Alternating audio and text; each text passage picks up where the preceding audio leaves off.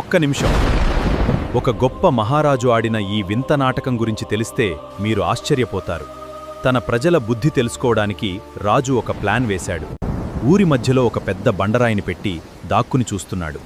ఎంతోమంది ధనవంతులు, మంత్రులు అటుగా వచ్చారు. ఎవరూ దాన్ని తీయలేదు. ఆ బండరాయి అలాగే ఉండిపోయింది. అప్పుడు ఒక పేద రైతు వచ్చాడు.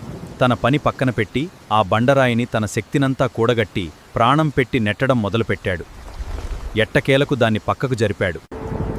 కాని ఆ రాయి ఉన్న చోట ఒక సంచి కనిపించింది. అందులో నిండా బంగారు నాణేలు.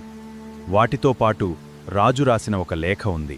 ఆ లేఖలో ఇలా ఉంది: కష్టాన్ని చూసి పారిపోకుండా దాన్ని ఎదుర్కొనేవాడికే ఈ బహుమతి. గుర్తుంచుకోండి, జీవితంలో వచ్చే ప్రతి కష్టంలోనూ ఒక అద్భుతమైన అవకాశం దాగి ఉంటుంది.